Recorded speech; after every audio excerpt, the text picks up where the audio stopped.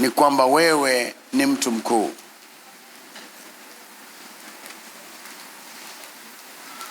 Wewe hapo ni mtu mkuu. Ni kwa mujibu wa Mwanzo sura ya 12 mstari wa 1, wa 2 na wa 3. Lakini hebu fungua waraka wa kwanza wa Petro sura ya 1 na mstari wa 23. Waraka wa kwanza wa Petro sura ya 1 na mstari wa 23.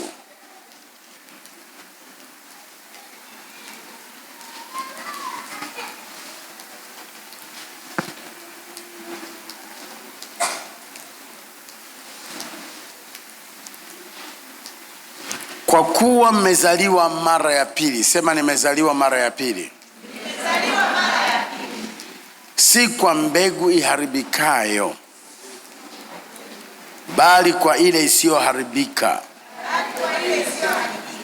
kwa neno la Mungu lenye uzima lidumulo hata milele. Hiyo mbegu iliyosababisha uzaliwe, kwa mujibu wa hili neno, maana yake hiyo mbegu yakaa ndani mwako. Hiyo mbegu yakaa ndani mwako. Waraka wa kwanza wa Yohana sura ya 3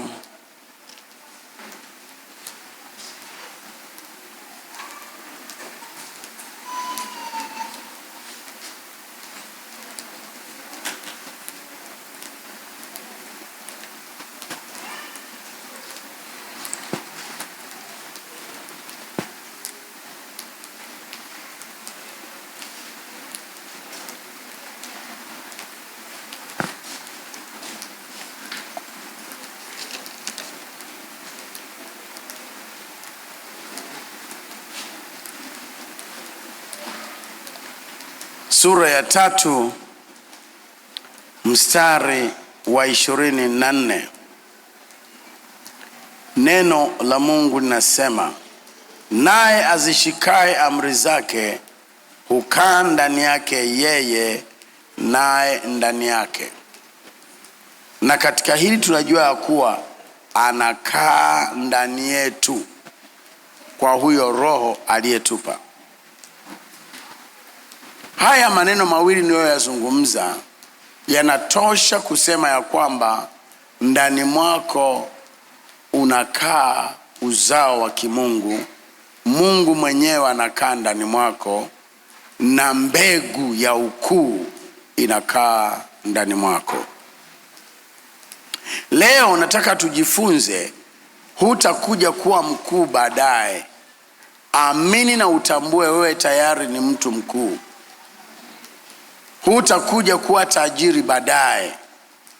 Amini na utambue wewe ni tajiri tayari.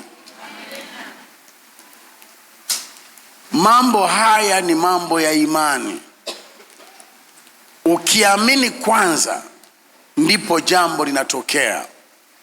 Wakati Ibrahimu anaambiwa toka wewe katika nchi ya baba yako, alivyokubali, Mungu alimfanya kuwa vile alivyokuwa amesema awe.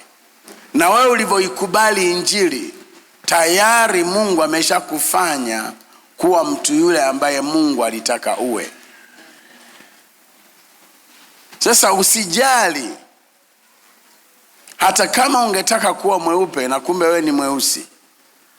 Ungetaka kuwa mrefu kumbe wewe ni mfupi. Ungetaka kuwa kapotable lakini kumbe wewe ni bongebonge. Ungetaka kuwa namna fulani ambayo watu wengine wanataka lakini wewe hauko hivyo. Na bado unaambiwa wewe ni mkuu. Unajiona huna maana kwa sababu kwanza una madeni. Kwa sababu kwanza umekataliwa na mchumba. Kwa sababu kwanza ulivyoenda kufanya interview umekataliwa ajira. Lakini nataka nikuambie yote hayo hayahusiani. Wewe ni mtu mkuu. Amen. Mimi hupenda kujifunza hata kwa watu wasiookoka. Jana na juzi nilikuwa najifunza maisha ya mtu mmoja anaitwa Jack Ma. Huyu ni Mchina anayekaa Marekani. Ameanzisha kampuni linaloitwa Alibaba. Akiwa umri wa shule amefeli mara nyingi. Alivyotafuta kazi, siku moja ameenda kuomba kazi kwenye kampuni inaitwa KFC, Kentucky Food Chains. Hiyo ni kampuni ya vyakula, wanauza zaidi sana nyama ya kuku. Ni migahawa. Ameenda, walikuwa 24, wenzake 23 wamechukuliwa, yeye ameachwa. Anasema wakati naanza mambo haya sikuwa na fedha, sikuwa na kitu, lakini nilichokuwa nacho ni imani. Ndio nikajua kwamba hata wasiookoka wana imani. Punga mkono wako. Ili ufanikiwe unahitaji imani. Hebu sema namwamini Mungu. Rudia tena.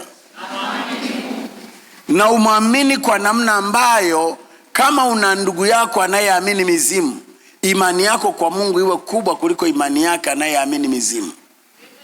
Kama kuna ndugu yako anaamini uchawi, imani yako kwa Mungu iwe ina nguvu kuliko yeye anavyoamini uchawi.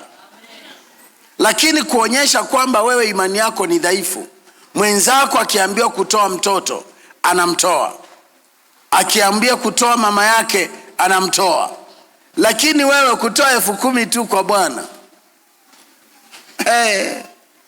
labda sio wewe.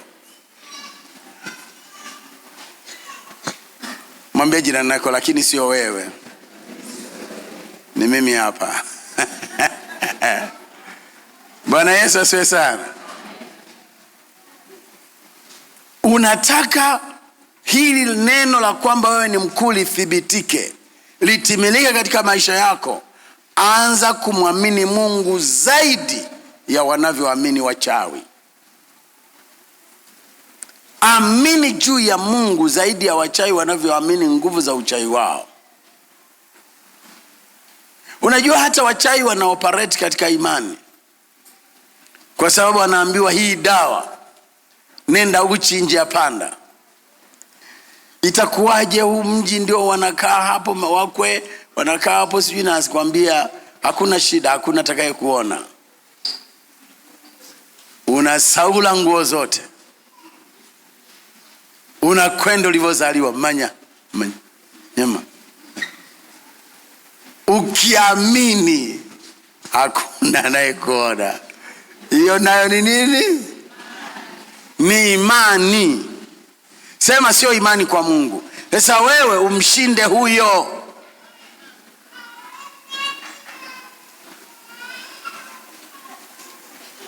Mama mmoja tulivyomaliza ibada kaniambia kwamba jana alivyokuwa anafunga duka lake, Mungu kamwambia malimbuko, toa malimbuko.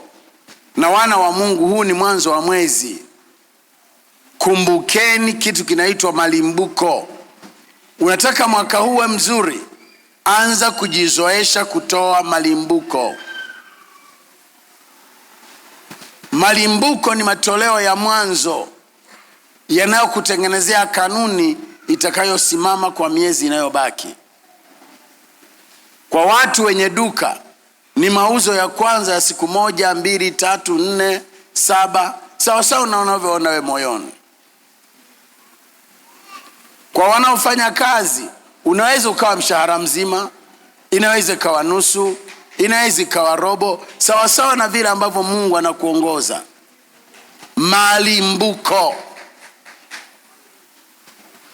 inaweza ikawa ni mapato ya chapati zako zote kwa siku 2 mfululizo. Inaweza ikawa kwa wiki nzima. Unataka kufanya nini?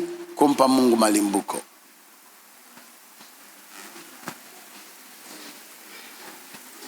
Sasa watu wanamwamini Mungu, lakini wanapopewa maelekezo ya kimungu ili Mungu aonekane kwenye maisha yao ni wagumu. Imani katika Mungu ndio iliyomfanya Ibrahimu afanikiwe hata akawa baba wa mataifa mengi, hata akawa baraka kwa wengine. Umwamini Mungu. Naomba mwambie jirani yako mwamini Mungu.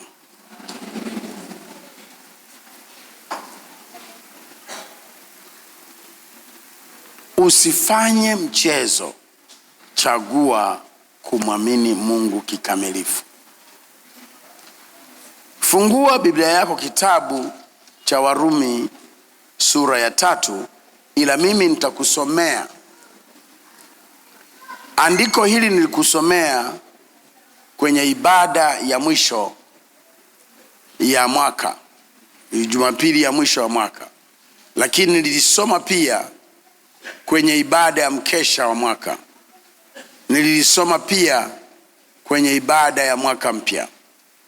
Hili neno nataka likae ndani ya moyo wako, na ndio sababu nafanya ibada ya meza ya Bwana. Lengo langu moyo wako urudi kujua Yesu alivyokuwa anakufa ulikufa pamoja naye, na alivyokuwa anazikwa ulizikwa pamoja naye, alivyofufuka ulifufuka pamoja naye. Una maisha mapya. Maisha yako hayo mapya hayahusiani na umaskini wa nyumba yenu, hayahusiani na magonjwa ya kurithi ya nyumba yenu, hayahusiani na matatizo uliyoyaona maishani mwako. Wewe ni mwingine katika Kristo.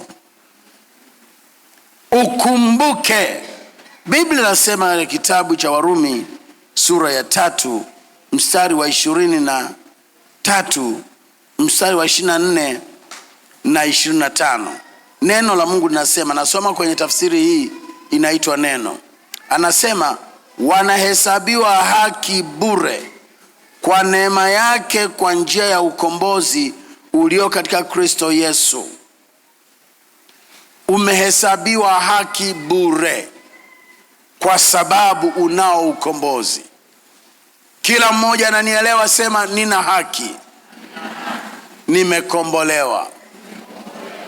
Sema kwa nguvu basi. Kwa damu ya Yesu. Neno linasema yeye ambaye Mungu alimtoa awe dhabihu ya upatanisho kwa njia ya imani katika damu yake. Imani katika damu yake. Imani katika damu yake. Sio imani katika dhehebu letu, sio imani kwa mchungaji wetu Emanueli. Imani katika damu ya Yesu Kristo. Kama unayo imani katika damu ya Yesu Kristo, umepatanishwa na Mungu. Mungu ni rafiki yako, kama ilivyokuwa kwa Ibrahimu. Mungu alikuwa rafiki yake, na Mungu akaanza kumpa siri za ufalme, kwa maana ni rafiki yake. Hebu sema nimepatanishwa na Mungu.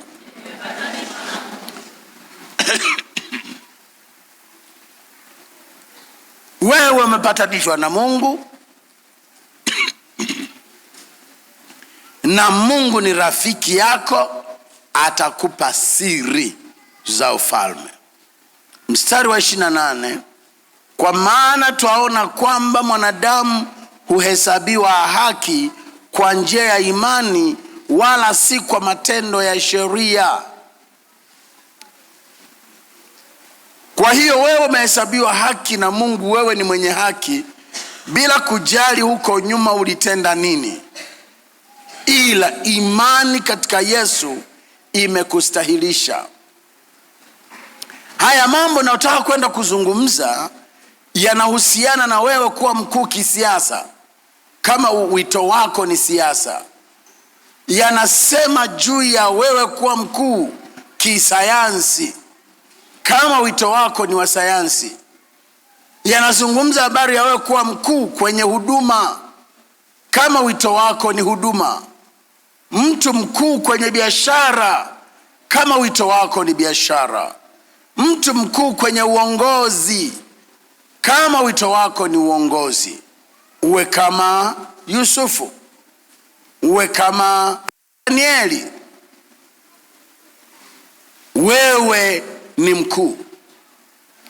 Lazima uamini ukuu wako kabla hujawa mkuu, kwa sababu ukichukua mbegu ya mti kama hii miti yetu mikubwa iliyoko hapa nyuma, ni kimbegu kidogo tu cheusi, kinapandwa kwenye ardhi, unatokea huo mti mkubwa.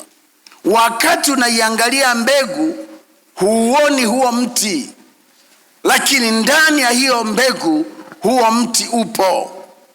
Ndani ya hiyo mbegu ya imani ulionayo kwa njia ya neno la imani ulilohubiriwa, wewe ni mkuu.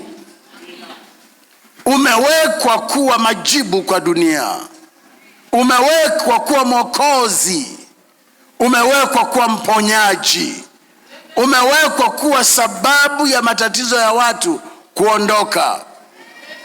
Nani ajuae, Mungu amekupaka mafuta kwa jambo fulani kubwa. Lakini usipoelewa kanuni ya leo, ukawa ni mtu unayefukuzia, hicho unachokifukuzia hutakiona. Ni sawasawa na watu wanafukuzia utajiri kwa biashara zao, wanashangaa hawaupati. Wanafukuzia utajiri kwa vyeo vya kisiasa, wanashangaa hawaupati. Kwa maana utajiri unawafika watu wanaokuwa ni matajiri tayari. Utajiri sio fedha, utajiri sio majengo, utajiri sio wingi wa magari, utajiri sio wingi wa dhahabu. Hivyo ni udhihirisho, ni uthibitisho wa utajiri ambao mtu anao. Lakini Mungu humfanya mtu tajiri kwanza, humpa uwezo wa kuwa na uwezo wa kuwa na ukuu. Anapewa uwezo. Yohana 1:12 nasema, kwa maana waliompokea aliwapa uwezo. Aliwapa uwezo. It is speaking of potential.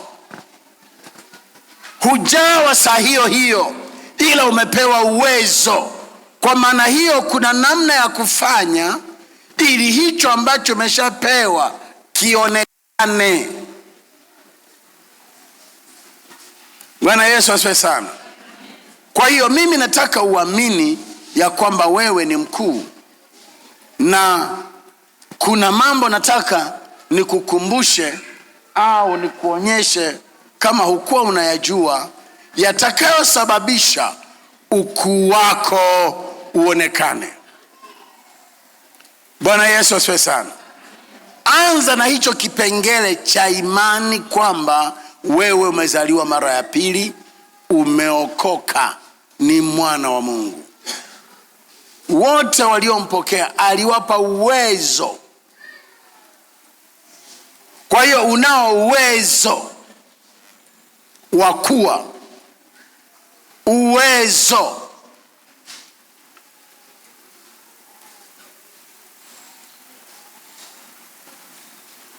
Mstari wa 7 sura hiyo ya Warumi sura ya 4 amesema, wamebarikiwa wale ambao wamesamehewa makosa yao, ambao dhambi zao zimefunikwa.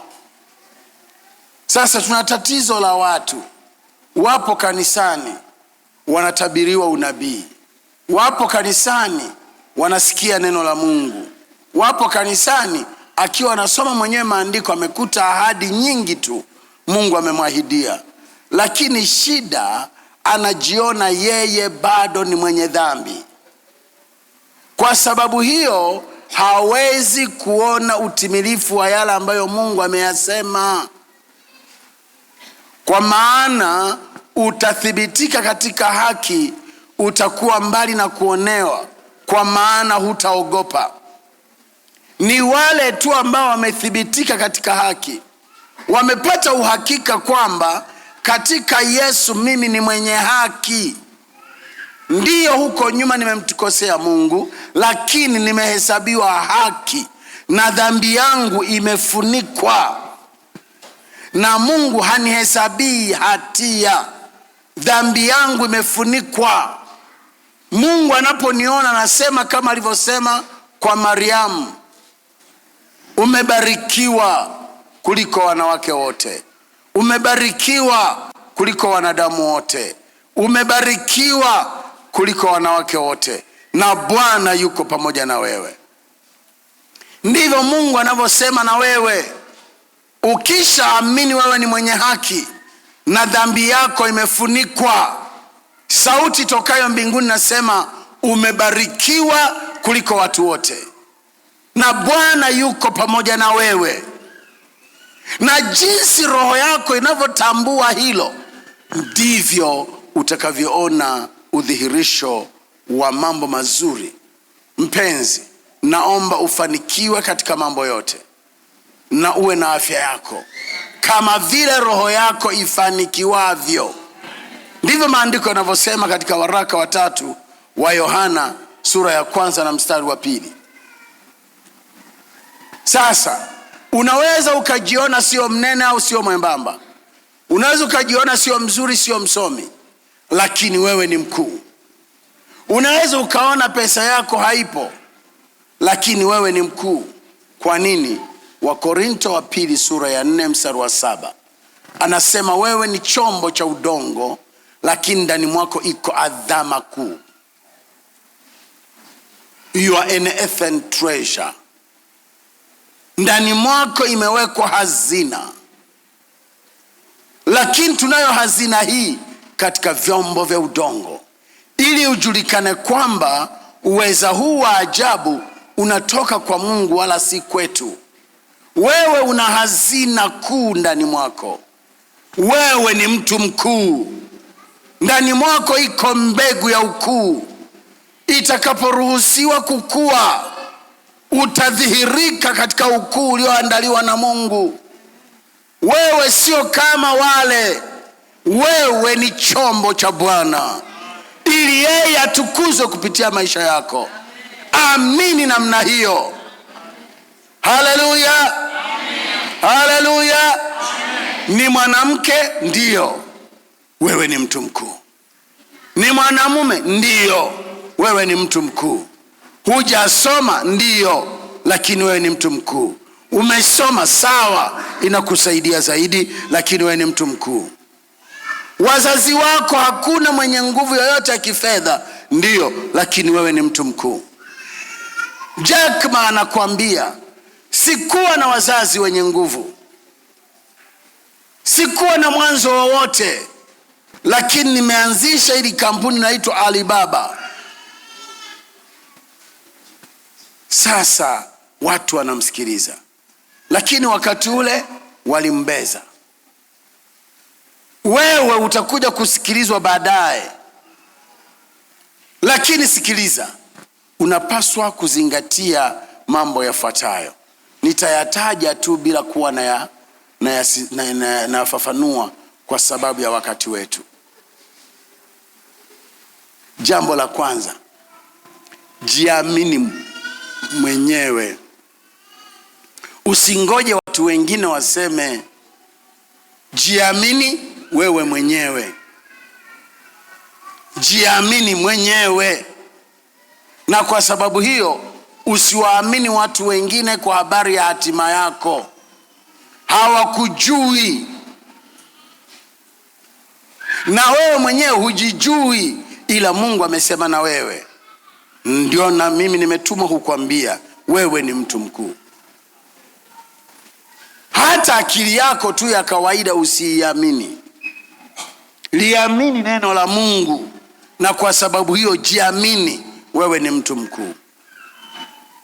Uwanamke wako haujalishi, kutokusoma kwako hakujalishi, kutokuwa na mume kwako hakujalishi, kutokuwa na wazazi wenye fedha hakujalishi. Wewe ni mkuu. Sharti ni lile aliloambiwa Ibrahimu, Toka wewe kwenye nyumba ya baba yako, toka wewe kwenye hilo kabila, uende kwenye nchi nitakayokuonyesha. Kukubali injili ya Yesu ni jambo moja, kuitii ni jambo lingine. Unajua, hata hapa kanisani tuko watu wa aina mbili. Hebu mwambie jirani yako, tuko watu wa aina mbili. Sijui wewe ni aina gani. Namba moja ni wana wa kuasi.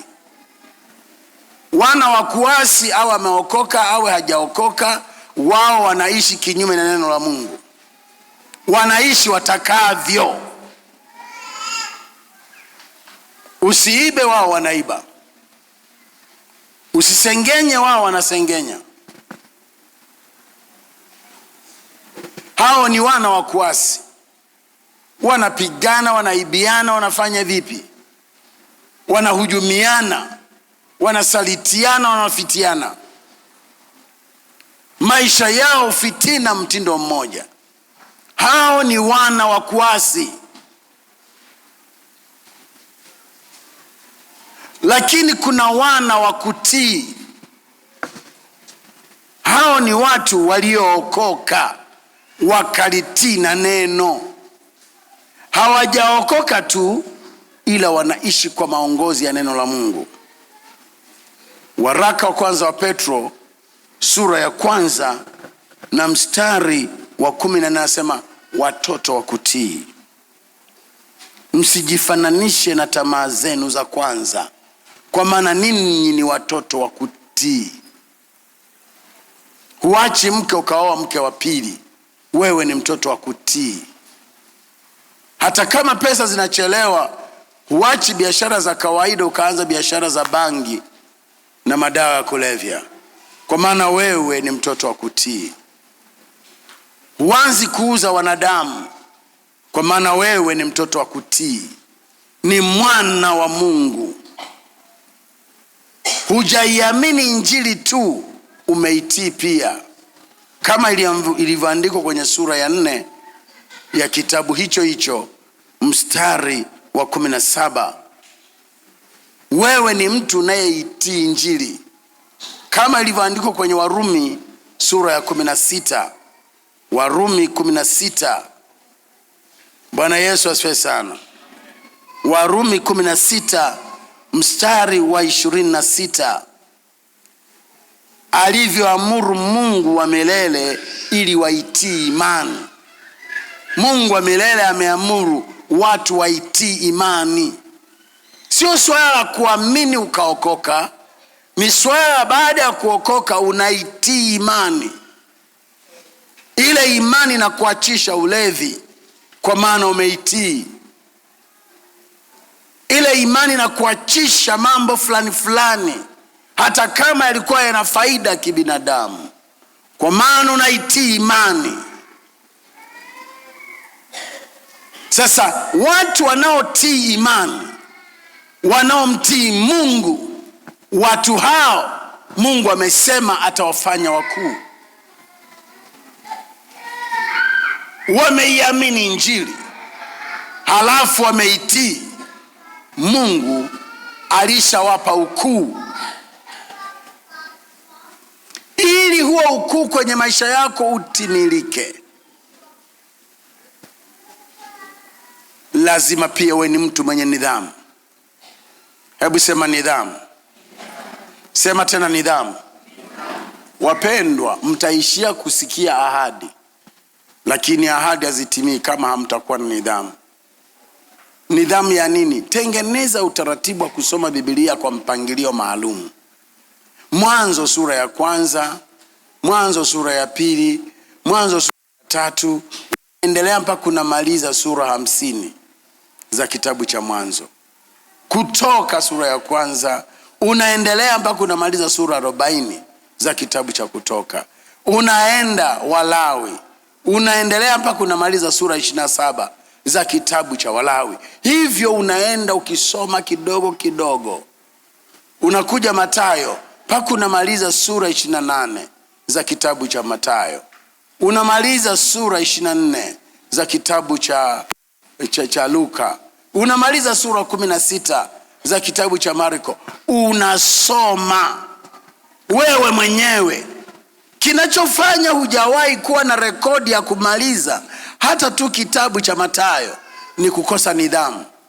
Unasoma sura ya kwanza leo, kesho unasoma sura ya 7. Kesho kutwa husomi hata kusoma. Unakuja kanisani lakini huwa husomi Biblia yako.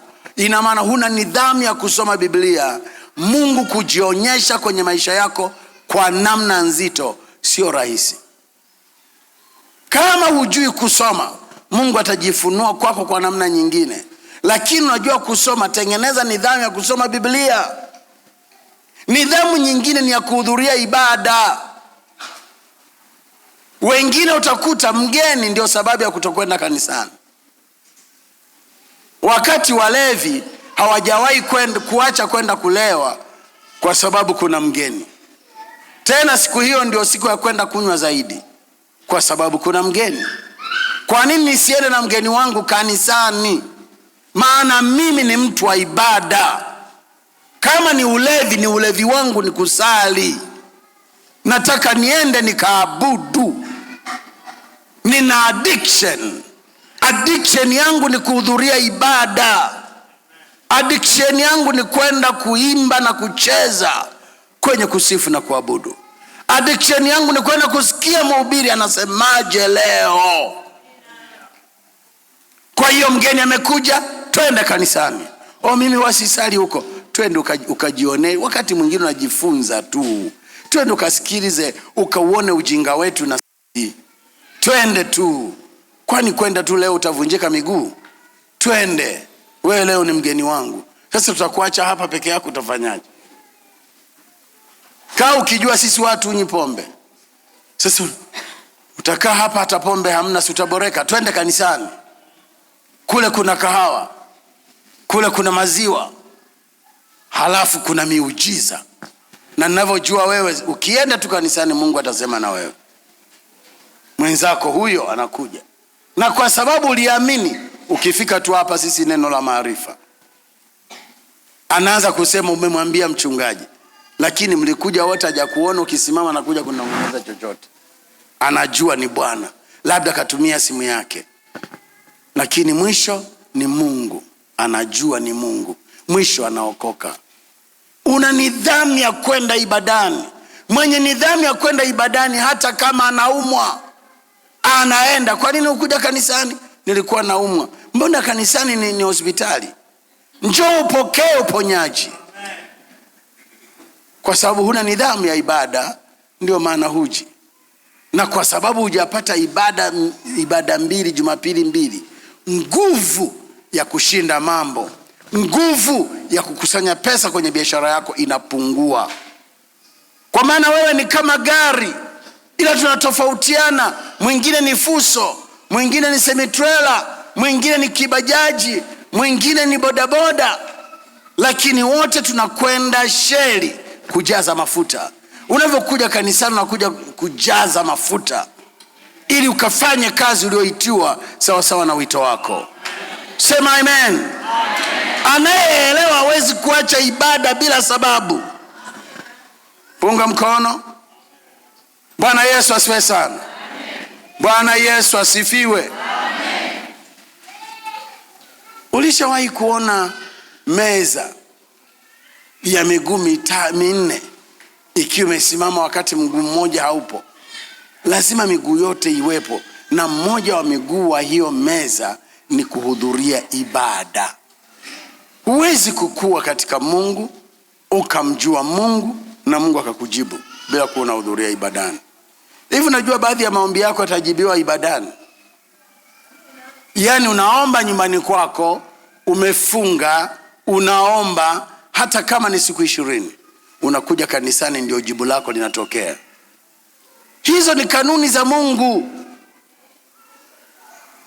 Uking'ang'ania tu kukaa nyumbani, kuna baadhi ya vitu hutasikia Mungu akikusemesha. Kuna baadhi ya vitu hutaviona. Tengeneza nidhamu ya ibada. Nidhamu ya mifungo. Ukijiwekea kwamba Ijumaa ni siku yangu ya kufunga, huahirishi kwa sababu umealikwa kwenye sherehe. Una nidhamu ya mfungo. Unajiwekea ratiba ya mikesha. Mikesha yako unaisisitiza. Maana ya nidhamu ina kipengele cha dhabihu. Mtu aliyejua kwamba shule itanitoa, wazazi wangu ni maskini, kijiji chenyewe ni maskini, watu walikuwa wanaweka mpaka kalai la maji ya baridi, wanaweka miguu yao humo ili wasilale, wasome usiku kucha. Hiyo ni dhabihu. Nidhamu inamweka hapo. Anatoa dhabihu ya kutokulala usiku ili afaulu mtihani, ili aokoe ukoo wao. Mtu wa Mungu, na kuwaje mvivu kujiweka kwenye bidii ili uinuke, ili uwe na majibu kwa ajili ya familia yenu. Inakuwaje? Mungu sasa anashindwa kukamilisha aliyotaka kuyafanya maishani mwako, maana ni mvivu. Funga, mvivu. Kesha, mvivu. Soma Biblia, mvivu. Haya, leta sadaka.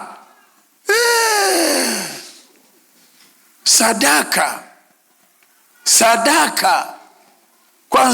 Kwanza wanatakiwa wao ndio wanipe. Hauoni kwamba mimi ni maskini? Hata jana sijala. Wao ndio wanipe. Hivi unanisikiliza? Unanielewa? Kama unanielewa, punga mkono. Piga basi kigeregere. Piga mluzi. Sema haleluya. Sema mimi hapa. Mwaka 2026 ni mwaka wangu wa kudhihirisha ukuu wangu. Sitalala kama vile na waigiza wafu. Unalala masaa 12 wakati huna kitu. Wewe muulize mwenzako, hivi raha yako nini? Unalala toka saa 1 mpaka saa 1, bado umelala. Hela yenyewe huna. Raha yako nini?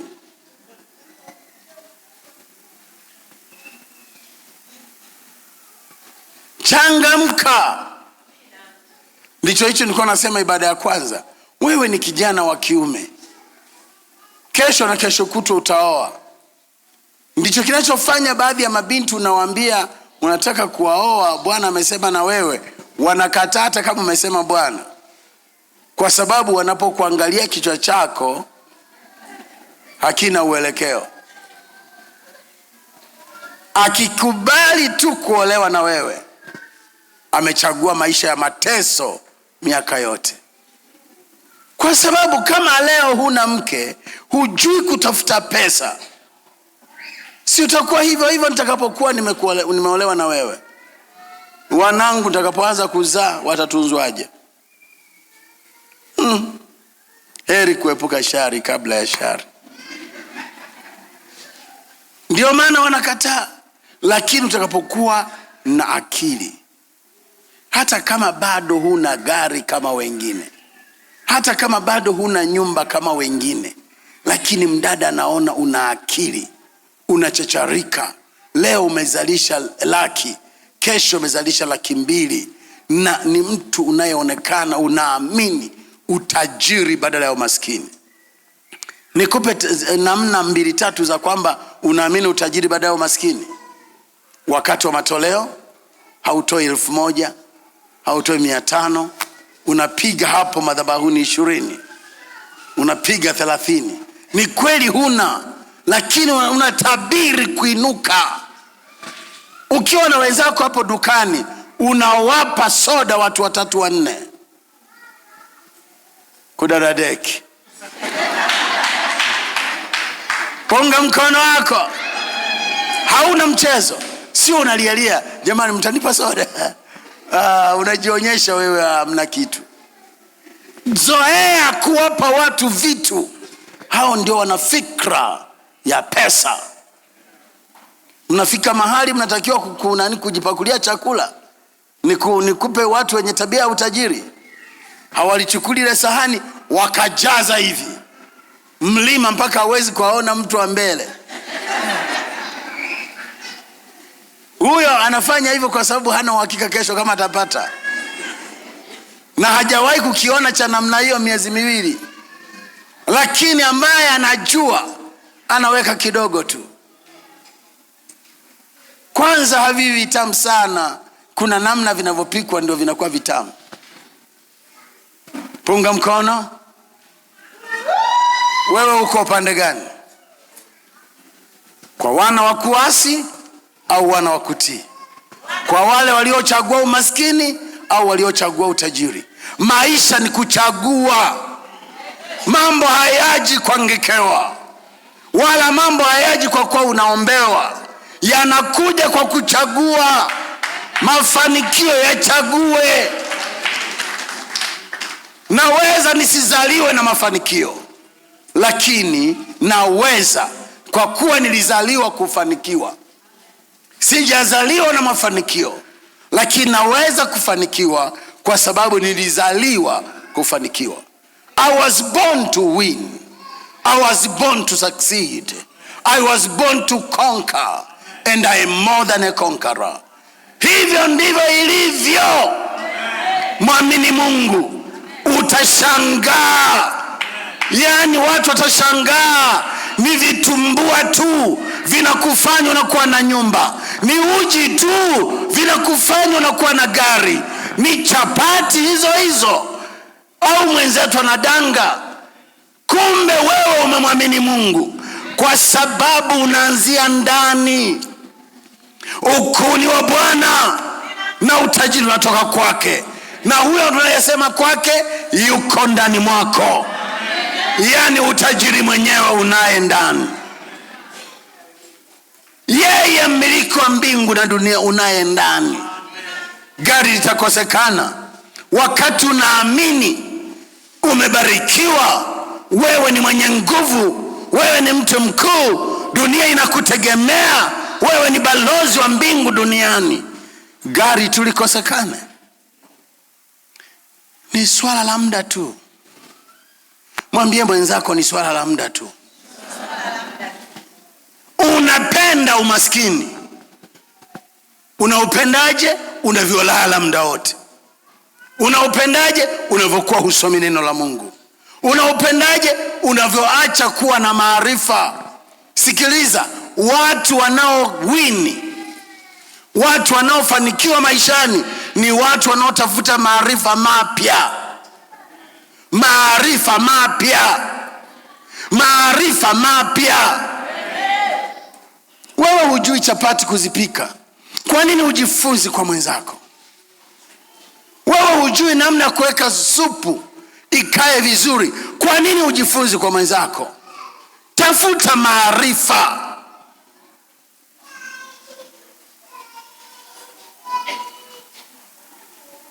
Maarifa. Lakini maarifa ya kwanza, anza na Biblia. Lakini kitu kingine mwanangu, acha kujilinganisha na watu. Kile kioo kisikudanganye kwamba wewe sio mzuri. Kile kioo kisikudanganye kwamba wewe huna nguvu. Kijana, usijidanganye kwa sababu mfuko hauna kitu. Usijione kwamba wewe huna nguvu. Wewe ni wa tofauti, haufanani na mwingine. Bwana Yesu asifiwe sana. Na kwa sababu hufanani, utaweza kudhihirisha ukuu wako ukianza kujiamini. Halafu usiwaamini watu. Daudi angemwangusha Goliati kama angeamini watu. Ndugu zake wenyewe hawakuwa wanamwamini na wakaanza kumvunja moyo.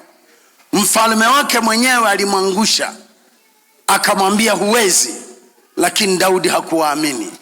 Alijiamini, alimwamini Mungu wake, aliamini maono yake. Haleluya.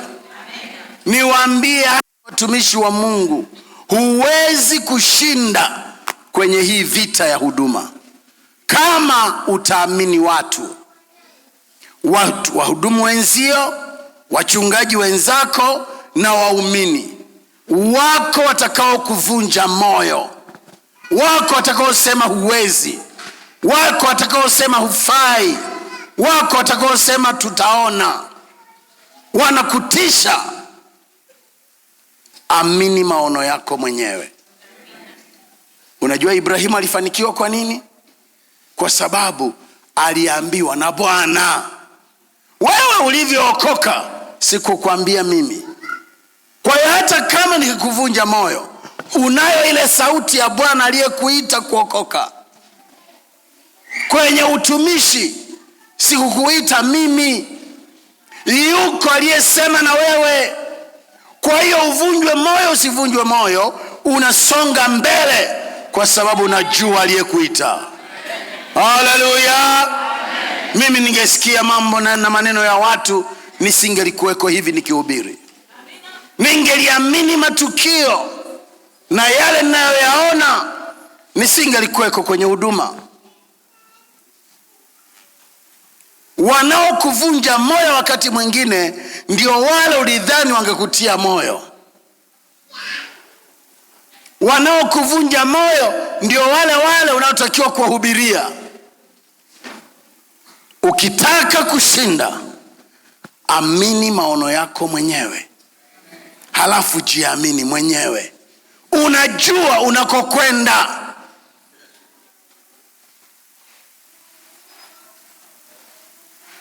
Rafiki yangu mmoja, akaunti ya kanisa ina milioni 2. Ni miaka 20 iliyopita. Akaunti ya kanisa ina milioni 2, lakini hawampi pesa. Mke wake inabidi aniombe mimi mgeni ili wapike chakula tule hapo na mimi mgeni wao. Hapo wanaomvunja hiyo huduma moyo ni nani? Si hao waliopewa nafasi ya kusimamia hazina ya kanisa. Sasa ukifuatisha hayo, utasimama kwenye huduma? Lazima ujue Ibrahimu ni Bwana ndiye aliyesema na wewe. Bwana akamwambia Abraham, toka wewe katika nchi ya baba yako. Kama ni Mungu amesema na wewe, okoka. Achana na huyo mwanaume, ni mme wa mtu. Achana na hiyo biashara ya madanguro, biashara ya ukahaba. Hautakuja kanisani na kusema nimeokoka, sina chakula niwezesheni. Tusipokuwezesha unaacha wokovu. Aliyekuokoa anajua. Acha fikra za kidunia. Kwa kuwa hawana upendo, mimi narudi nilikokuwa. Shauri yako, ni swala la nafsi yako na Mungu. Mungu ndiye aliyekuita, na huyo Mungu ndiye aliyekuokoa. Kuokoka ni kuitika wito, na kumtumikia ni kuitika wito pia. Bwana Yesu asifiwe sana. Kwa nini husimami? Maneno tu ya watu yanakuvunja moyo. Hata kama angelikuwa ni mchungaji mwenyewe, sio ndiye aliyekuokoa. Unavunjika moyo nini? Watu wanafikiri ni mambo ya kulishwa hivi kijiko. Kula mwanangu, ukula, ongeza na kijiko kingine, ongeza. Unafikiri ufalme wa Mungu ndio uko hivyo? Unatekwa na wenye nguvu. Ni swala la kusimama kiume. Haleluya. Ukapambania yaliyo haki, unayojua ni yako. Haupewi kwenye kijiko, haupewi kwenye kikombe, haupewi kwenye sahani. Unapambania. Ndio maana najua wanaoelewa. Tutakutana kesho kwenye maombi. Kesho tunaanza maombi mazito. Hutafanya mchezo. Unajua kabisa, ili mambo yangu yanyoke na mhitaji Mungu. Njoo tuombe. Acha kujidekeza. Njoo tuombe. Bwana Yesu asifiwe sana. Bwana Yesu asifiwe. Nimekuambia lazima umwamini Mungu zaidi ya wanavyomwamini wachawi. Wachawi wakiambiwa toa mtoto wanatoa. Wewe tu kutoa tu nauli kuja kwenye maombi unaona kazi, lakini kutoa nauli kwenda msibani unaenda.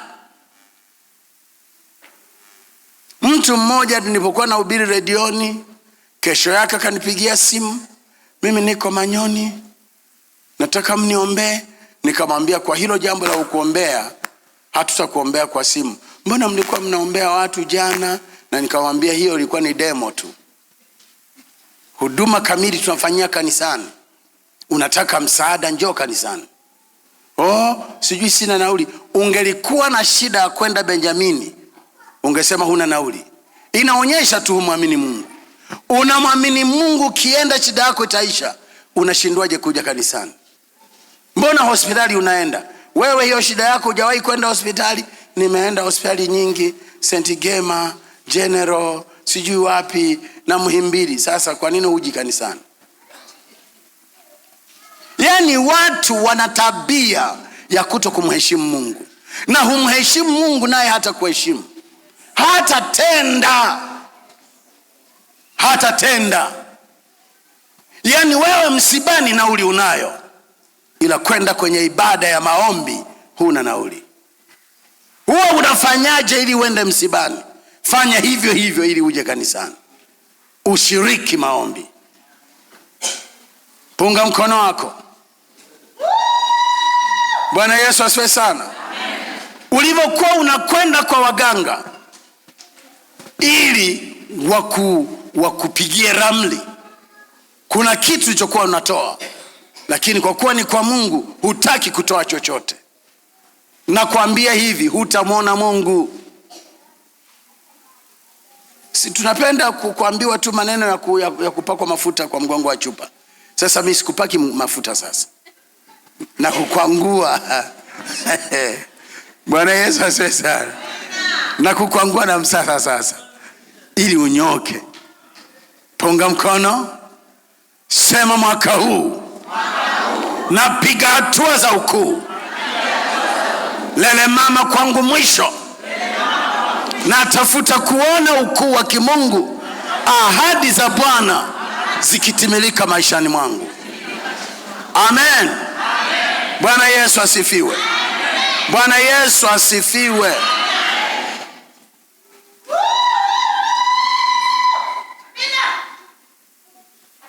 Bwana Yesu asifiwe sana. Leo sitaki kuwaweka sana. Nataka na mimi niokoke kwenye hicho cha kuwaweka muda mrefu. Bwana Yesu asifiwe sana. Jambo lingine, jifunze kutafuta maarifa. Tafuta maarifa. Wewe una mume, soma vitabu. Unafanyaje kumfanya mume wako afurahi? Wewe una mke na unaanza kuona kama anakushinda, jifunze kwenye vitabu na hata kwenye mtandao. Wako walimu wanafundisha mambo ya ndoa, watu wa kimungu wapo. Hawa wengine achana nao. Soma vitabu, pata maarifa. Waraka wa pili wa Petro sura ya 1 mstari wa 5 nasema, katika imani yenu tieni na wema, na juu ya wema wekeni maarifa. Yako maarifa. Wale mnaofanya biashara, baada ya kuwa tumewaombea, tafuta pia maarifa. Kuna maarifa ya biashara. Wakati mwingine lipa ada. Acha hivi iseme vya ujasiriamali kwenda sijui kutengeneza nani, kutengeneza batiki. Hiyo sio biashara yenyewe. Kuna mafunzo ya biashara uweze kuzalisha milioni 100 ziwe bilioni. Hiyo unahitaji maarifa makubwa. Zaidi ya hawa wanaozungumza ujasiriamali huu mdogo mdogo, mtu yeyote anaweza kukuambia namna kutengeneza nani, karanga za mayai. Huo ndio ujasiriamali. Unafanya mchezo. Namna kuzalisha, kufanya 10,000 iwe bilioni. Iko akili yako, maarifa, uende mahali ugharamie, ufundishwe. Hivi utafanya biashara, una milioni 50, zitarudi milioni 10, zitarudi milioni 5, mwisho itakuwa sifuri. Dunia ya sasa hatuendi kimazoea. We need knowledge. If you learn, you will earn. Ukijifunza utapata. Lakini hutaki maarifa mapya, jiandae kushindwa tu. Hata wachungaji, tafuteni maarifa. Soma Biblia yako, soma tena, soma vitabu vya watu, sikiliza mahubiri ya watu, jifunze. Lakini sio kila kitu wanachosema ni kweli. Hayo pia nayo ni maarifa. Unapojua wanachosema uongo, ndipo utafanya bidii kutafuta ukweli. Sijui unanielewa? Mwanandoa, tafuta maarifa. Mlezi wa watoto, tafuta maarifa. Watoto wanaharibikiwa kwa sababu hatuna maarifa ya ulezi. Lakini jambo lingine, jifunze kuto kukata tamaa. Sijui kwa nini sasa hivi watu wengi wapenda kukata tamaa. Halafu eti ni mwanaume unakata tamaa. Wanaume, usiwe mtu wa kukata tamaa. Sasa nani atakuwa namtia moyo mwingine? Yaani baba umekata tamaa wakati mama analia na wewe unalia. Unamsikiliza analia, mwisho alafu nasema usijali madam niko mimi. Hilo tatizo hesabu limeisha. Ingawaje hujui utatokea wapi. Umesema tu kama Musa, wa Misri mliowaona hamtawaona tena, lakini hujui, ni kwa imani tu. Halafu ndipo nakwenda kulia kwa Mungu. Unaelewa hizo hesabu? Musa baada ya kuambia hivyo ndio akaenda kwa Mungu. Mungu akamwambia acha kulialia hapa, nyosha fimbo. Kwa sababu majibu yote unayo. Unayo Musa. Majibu yote unayo. Unayo dada fulani, unayo mama fulani, unayo kaka fulani, unayo majibu yote, ni kwenye moyo wako. Unapokataa kukata tamaa, amsha imani, bahari yako itagawanyika. Amsha imani, Yeriko yako itaanguka. Amsha imani, Yordani yako itasimama. Nasema hivi, usikate tamaa. Nasema hivi, usikate tamaa.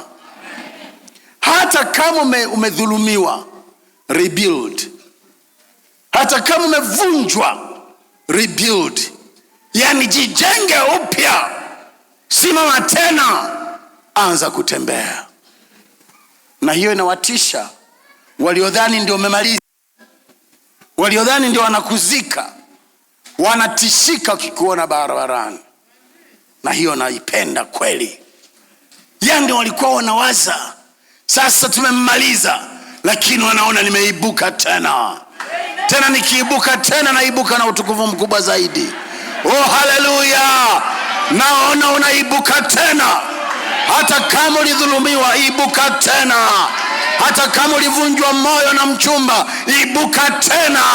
Hata kama ulidhulumiwa na mwambata wako wa biashara, ibuka tena. Hata kama ulivunjwa moyo na watu wa huduma wenzio, ibuka tena. Hata kama umesalitiwa na mume wako amekuacha, ibuka tena. Hakuna utamu kama kumwonyesha mafanikio huyu aliyedhani amekutupa. Hicho ndio kisasi. Lakini kulialia haina maana. Ndio unampa furahi.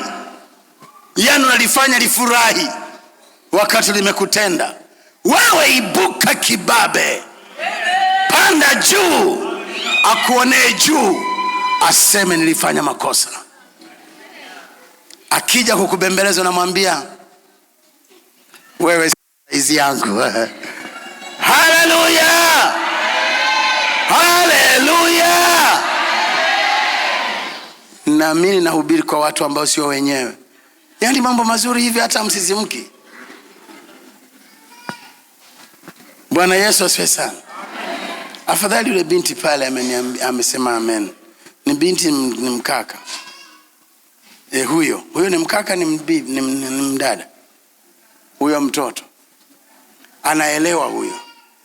Naona. Amen, unanitia moyo. Amen. Wewe ni mhubiri mwenzangu.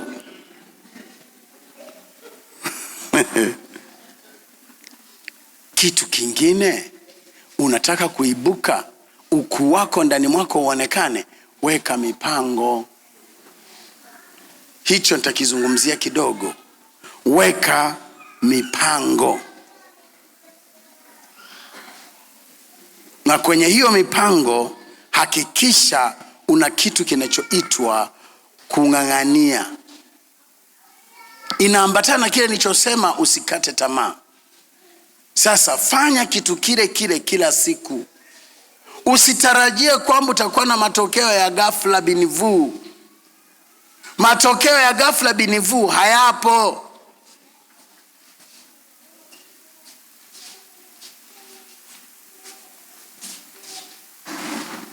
Hata kama umeitwa kufanya kanisa, waumini hawatakuja wakawa 1000 ghafla. Hawatakuja wakawa 100 ghafla. Ni 10 leo, kesho 5 wameondoka, kesho 20, 7 5 wameondoka, hivyo mwisho watakuwa 1000. Fanya mambo yale yale kila siku bila kukata tamaa. Kwa sababu gani? Unaamini. Sasa unavyokuwa unataka kufanikiwa, uonyeshe ukuu ulionao, uwe ni mtu wa mipango. Nisikilize. Nijiweke tu kwenye eneo la fedha na huduma. Tuko mwanzo wa mwaka.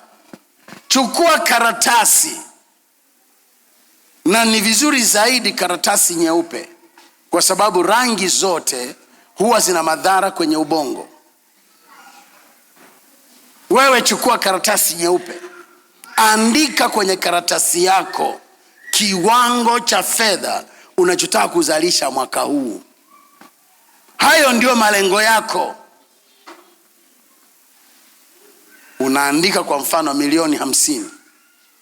Asubuhi, si tunaendelea na mfungo, asubuhi unaichukua karatasi yako, unasoma milioni 50. Jioni unasoma karatasi yako milioni 50. Halafu namshukuru Mungu kwamba unanipa. Sasa kwa sababu umeshawishika kuipata milioni 50, maana iko moyoni mwako, Mungu huyo wa mbinguni atakupa wazo namna gani milioni 50 itapatikana.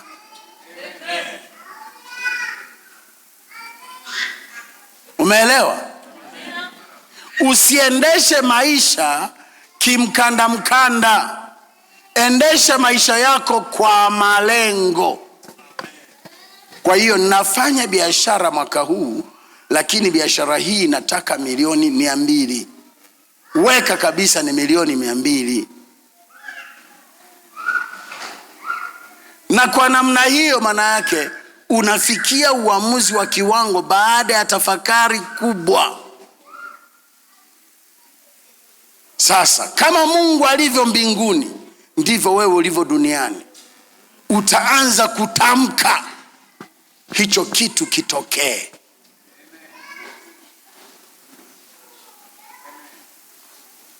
Unataka nyumba, andika hapo nyumba moja ya vyumba 3.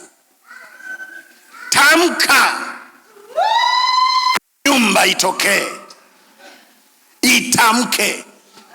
Halafu tulia, anza kuiona mpaka ijae moyoni. Uwe kama Mungu akasema. Alikuwa anasema vilivyoko moyoni. hakuwa anasema vilivyoko kichwani. Ndivyo unavyotakiwa kufanya. Yeye huyasema mambo yasiyo kwako kana kwamba yamesha kuwako.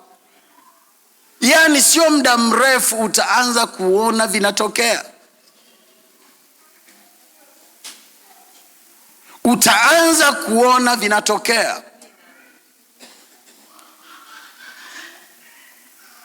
Hivi unafikiri mtu anakuwa na uhitaji, siku moja siku ya pili anapata 5 milioni, 6 milioni, 10? Unafikiri inawezekanaje? Kwa sababu moyo wako unapokuwa umemwamini Mungu na ukashawishika, moyo wako unavuta. Moyo wako unavuta. Hivyo hivyo mnaotaka kuolewa, weka kwenye karatasi yako, mwaka huu naolewa. Kijana wa kiume, mrefu, mzuri, ana akili, ana pesa, anampenda Mungu. Anza kumuona. Hayo yatakuwa ni mawazo ya moyoni. Jitahidi kuyajaza ya akilini, jitahidi kuyajaza moyoni. Namna ya kuyajaza moyoni ni kuichukua hiyo karatasi yako ukaisoma, unaweka, halafu unashukuru. Saa nyingine tena ukikumbuka unaisoma, unaweka, unajaza moyo. Moyo ukishajaa ukashawishika, anza kutamka, itakuwa.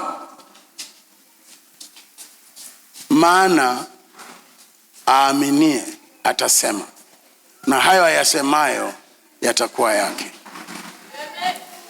Watu wengine mnadhani imani ni rahisi sana. Imani sio rahisi sana, ingawaje ni jambo jepesi kufanya, lakini sio rahisi hivyo. Inahitaji nidhamu. Lakini unaruhusu akili yako inahamahama. Uko bize kuangalia, hivi imekuwaje Agnes kaolewa? Kwanza hajaokoka kama mimi. Imekuwaje yule Rehema kaolewa? Kwanza yani wanamuona tu yupo. Hivi ameokoka kweli yule? Kwa nini wanaume hawanioni mimi? Uko bize hivyo. Utakaa hutaona. Mimi nakuzungumzia kanuni rahisi kabisa, lakini nahitaji kanidhamu. Achana na mambo ya wengine. Achana na wivu kwa watu. Wewe concentrate na mambo yako na Mungu basi. Chochote unachotaka kwa Mungu kitakuwa mwaka huu. Lakini kanuni ndio hiyo. Bwana Yesu asifiwe sana. Bwana Yesu asifiwe. Sasa maombi ya hivi yanafanya kazi unapopata muda mwingi wa kutafakari, muda mwingi wa kutamka hayo mambo, halafu jipange kumtolea Mungu sadaka. Kwa hiyo una malengo, unayaandika kabisa. Huyo mtu lazima atafanikiwa. Lakini kuna malengo mengine ni kuhusu tabia yako. Kuna kitu ukitaki kwenye maisha yako liwe ni lengo. Kuna namna unavyotaka kuwa liwe ni lengo. Lazima mwisho wa mwaka uwe bora kuliko ulivyokuwa mwisho wa mwaka wa jana. Na hiyo unaifanya kwa malengo. Kiwango chako cha kutoa kibadilike. Kiwango chako na tabia zako zibadilike. Kiwango chako cha kiroho kibadilike. Uamuzi wa moyoni ndio utakufanya hivyo. Na wakukusaidia wakati mwingine ni wale wanaokusema. Unajua wanaokusema ni wazuri, kwa sababu wanaokusema wanakusaidia kuona mgongo wako ulivyo na makurutu, mauchafu usio yajua. Una mauchafu na maukurutu mgongoni. Asante. Unakwenda kutafuta kitu cha kuyasugua, mgongo unakuwa safi.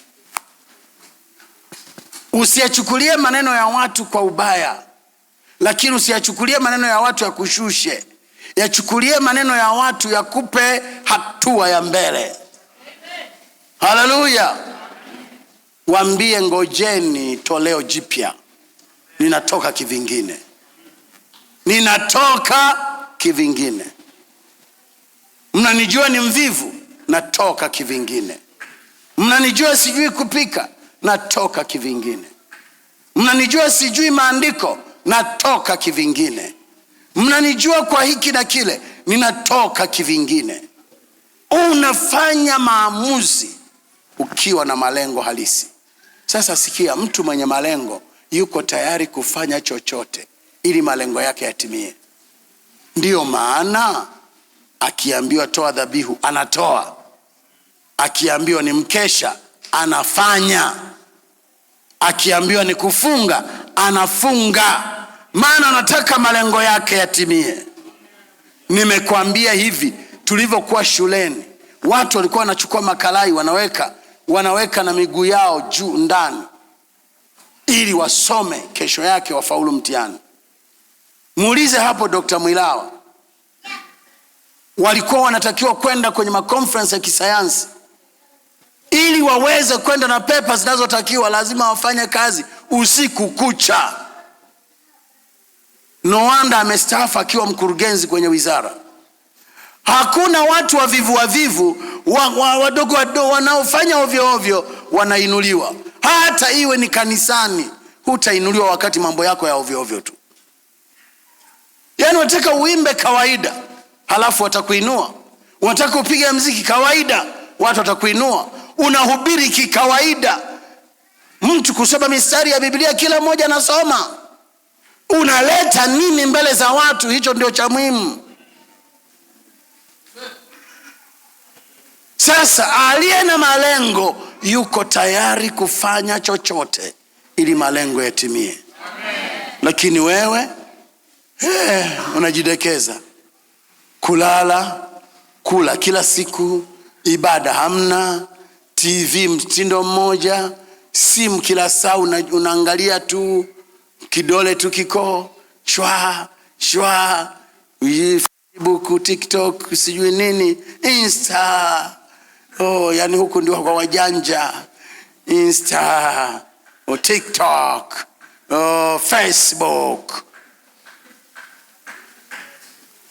Paka mwenzetu tumepata mchumba wa Facebook.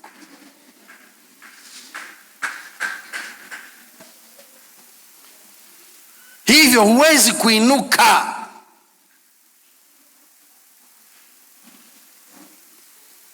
Bwana Yesu asifiwe sana. Bwana Yesu asifiwe. Wewe ni mtu mkuu. Jitambue hata kama unajiona ni mdogo, hata kama unajiona hufai. Wewe ni chombo tu cha udongo, ili kilichoko ndani mwako ni kitu kikuu. Ndani mwako iko mbegu ya ukuu. Jiamini, iache yote. Hayo niliyoyasema yote ndio namna ya kuifanya hiyo mbegu yote. Bwana Yesu asifiwe. Bwana Yesu asifiwe. Haleluya. Usiamini wanachokuambia watu. Huwezi, unakubali. Amini maono yako. Yafuatilie mpaka yatimie. Simama.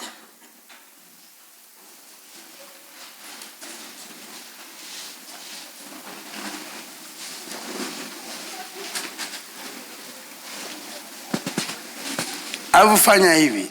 Sema wewe ni mtu mkuu. Sema tena. Sema tena. Kwa sababu ndani mwangu yuko Mungu. Ndani mwangu liko neno la imani. Kwa jina la Yesu. Hakuna anaweza kunifanya vingine. Nitakuwa mtu yule ambaye Mungu alitaka niwe. Hakuna wa kunizuia. Kwa jina la Yesu. Kwa jina la Yesu. Nyosha mikono yako miwili juu, fumba macho yako. Hebu mshukuru Mungu. Hebu mwambie Mungu jambo hilo unaloliamini sasa litimie mwaka 2026. Mwambie Mungu, huduma yako idhihirike, biashara yako idhihirike, ndoa yako idhihirike, wanao waonekane jinsi walivyo. Unajua ukuu wako unaonekana pia kwa watoto. Watoto wako endelea kuwabarikia, endelea kuwatamkia neno la imani. Baraka zako ziko pia kwa watoto. Laana yako ipo kwa watoto. Kama unaendelea kuamini laana, maana yake unataka wanao waishi maisha ya laana. Mbona siwasikii mnaomba? Mnangoja niwaombe? Omba.